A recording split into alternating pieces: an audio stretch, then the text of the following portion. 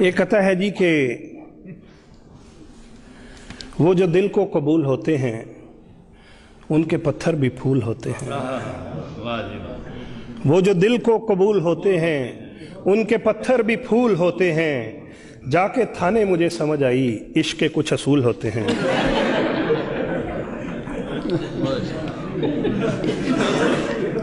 एक कथा है, सिर्फ मर्द हजरात के लिए है। मेरी बहनों से दरख्वास्त है कि वो ना सुने। ये सिर्फ मर्द हजरात के लिए है कि आप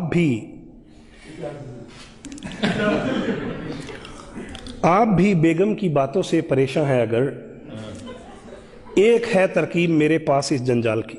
जल्दी बताइए।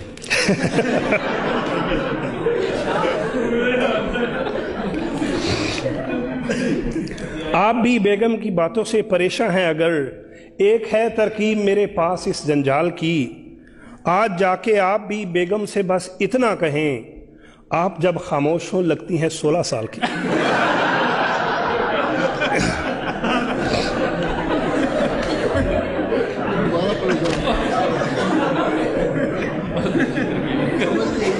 आप भी बेगम की बातों से परेशान हैं अगर, एक है तरकीब मेरे पास इस जंजाल की।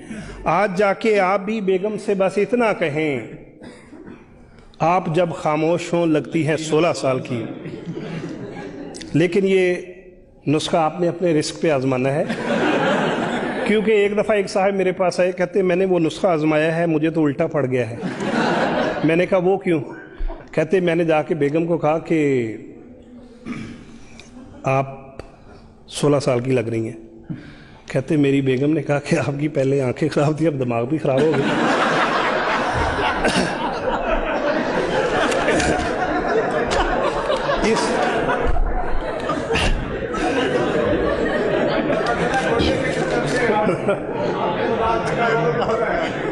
जी, इसलिए कंपनी की कोई गारंटी नहीं है। करके अगवा सांस मेरे बास की, करके अगवा सांस मेरे बास की, दी है धमकी डाकुओं ने बॉस को। करके अगवा सांस मेरे बास की, दी है धमकी डाकुओं ने बास को। तुमने पहुंचाए अगर ना 5 लाख, छोड़ देंगे हम तुम्हारी सास को।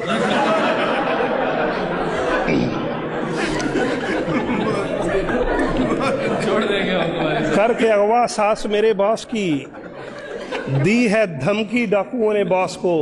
तुमने पहुंचाए अगर ना 5 लाख, छोड़ देंगे हम तुम्हारी सास को। बाज खवातीन बहुत नेक दिल होती हैं, साफ गो होती हैं, साफ साफ बात करती हैं। ऐसी ही खातून का एक जिक्र है कि जज ने पूछा गुस्से में एक औरत से, जज ने पूछा गुस्से में एक औरत से, आपने शोहर को हांडी क्यों मारी थी? जज ने पूछा गुस्से में एक औरत से, आपने शोहर को हांडी क्यों मारी थी? इस पे वो मासूम सी औरत यूं बोली, देग उठानी चाहिए थी, वो भारी थी।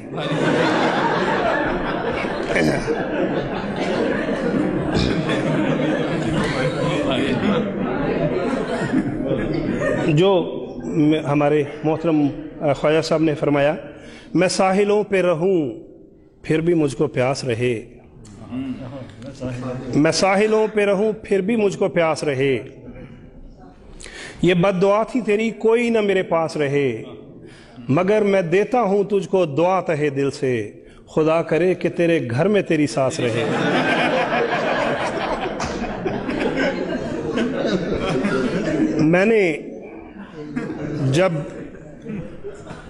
मैंने जब ये कथा लिखा तो मेरी बाज़ बहनों ने मुझे पकड़ लिया। उन्होंने कहा कि आपने सास के ख़िलाफ़ लिखा है, अब आपकी जान सिर्फ इसलिए छूट सकती है कि आप सास के हक़ में लिखें। तो मैंने कहा अच्छा जी, मैं सास के हक़ में लिख देता हूँ।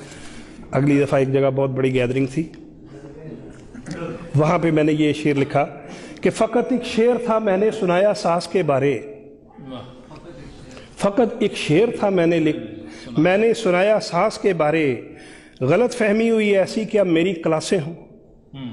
मुझे तो सास के रिश्ते से खुद इतनी अकीदत है, मेरी ज़ाती तमन्ना है मेरी 2-3 सासें।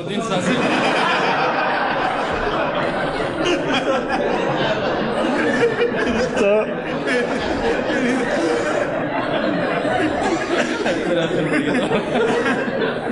लेकिन ये हकीकत बात है, ये सिर्फ शायरी की हद तक है। मैं इंतहाई